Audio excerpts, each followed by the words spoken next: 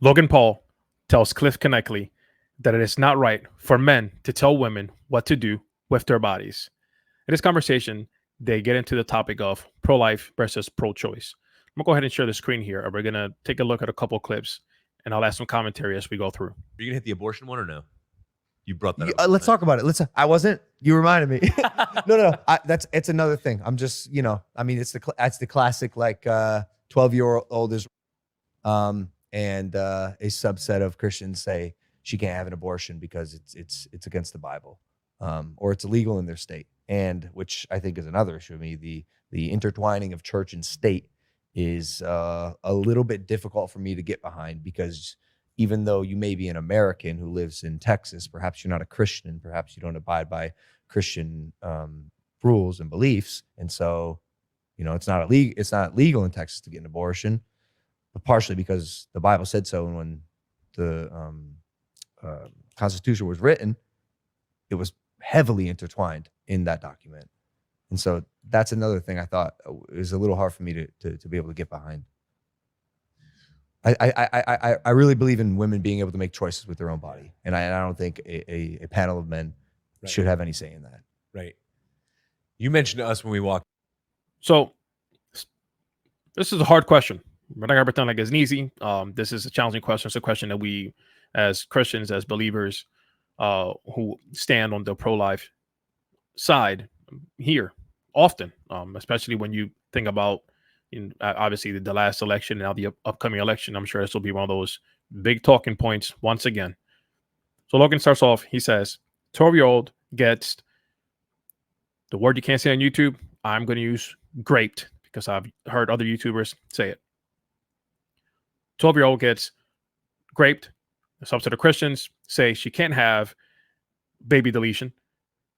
And he goes on to say how women should have the right to make choices with their own bodies. And he says, I don't think a panel of men should have a say in that. So let's just first acknowledge how heartbreaking these stories are for the victim. Sometimes I think in our zeal, right, us Christians, in our zeal to defend the lives of the unborn, we forget to love the person that this has happened to.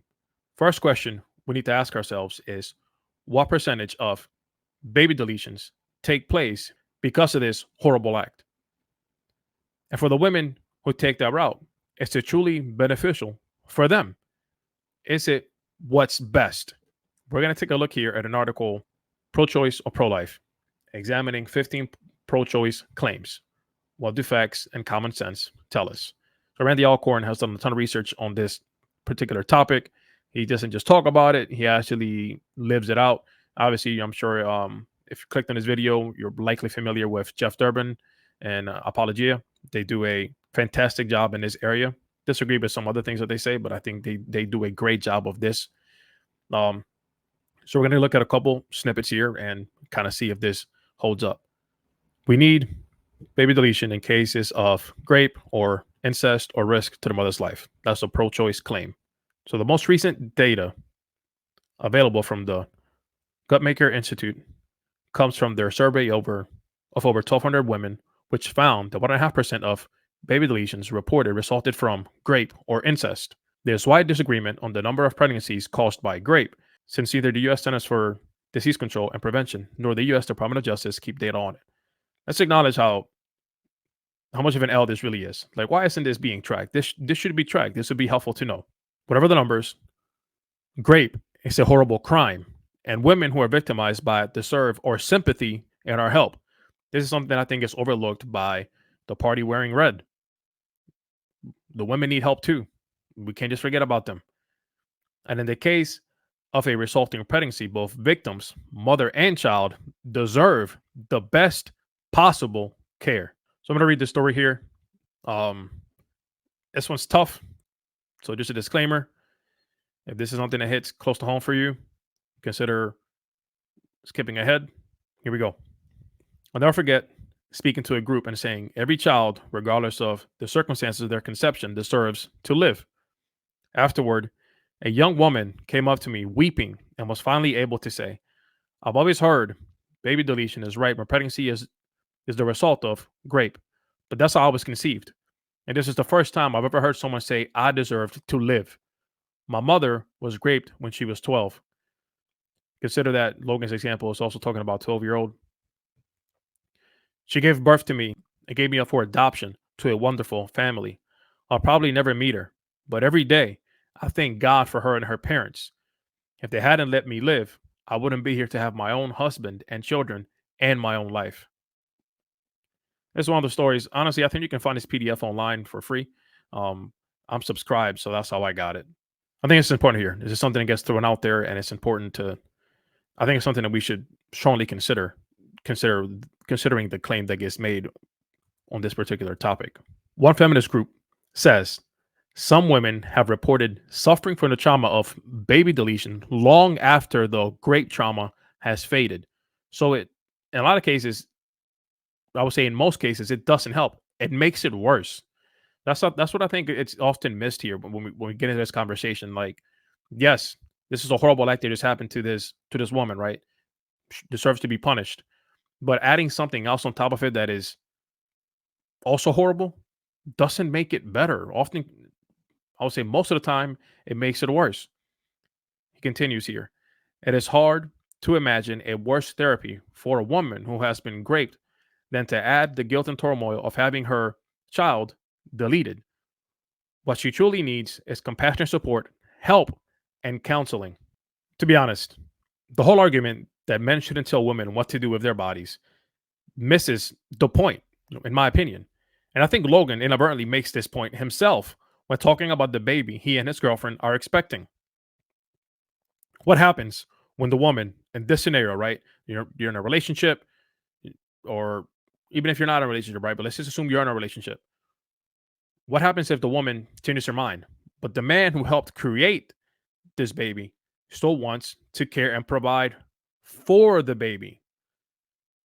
This is something that I think people just kind of don't think about. It just kind of gets overlooked or missed, or they just blatantly ignore it. I don't know if there's any other option here. The woman doesn't create the baby on her own, right? You need a man and a woman to make a baby. Okay. That's not the way procreation works, right? She can't do it by herself. So in this scenario, what the man wants doesn't matter. And nobody cares what the father in this scenario, what the man wants. Nobody cares, right?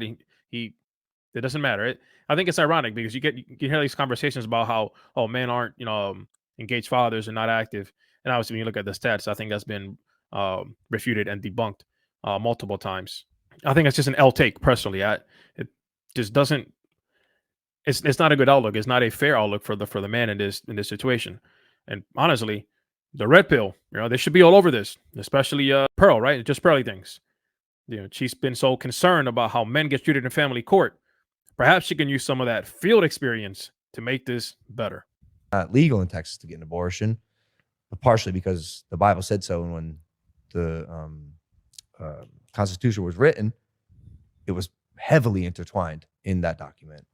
And so that's another thing I thought is a little hard for me to be able to get behind. I really believe in women being able to make choices with their own body. And I don't think a panel of men should have any say in that. Right. You mentioned to us when we walked in that you're here to see the ultrasound of your child. Yep. Okay, last generation, Yep. It was only 35% of the U.S. was pro-life. Yep. Now it's 51%. Like that's a pretty. It's because of ultrasound. Is that true? That's true. It's a pretty drastic change because of ultrasound. Insane. And I think right then and there, you see obviously the baby being torn apart. You see the baby having emotions. Back to your point. Yep. And you ascribe. I'm gonna stop it here just because I know as they continue to describe it, it does get graphic, and I know that for some people that's a bit of a sensitive point or a sensitive issue. So I want to be mindful and respectful in that sense. But yeah, let's give it up for the next generation, right? They get so much flack for a lot of different things, but this generation is 51% pro-life. That's amazing. We should celebrate that. And yeah, he makes Stuart says something that's very true. A lot of that is a result of ultrasounds. So you have a lot of these pro-life movements, pro-life organizations that will stand outside of these places where they perform baby deletions and they will encourage these women to look at an ultrasound before they make that decision. I think Cliff and Stewart do a great job here of tackling this question and answering it and providing facts and evidence.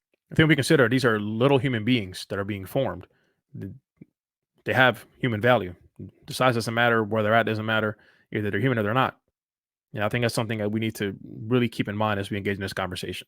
Thanks for tuning in. I'll catch you next time.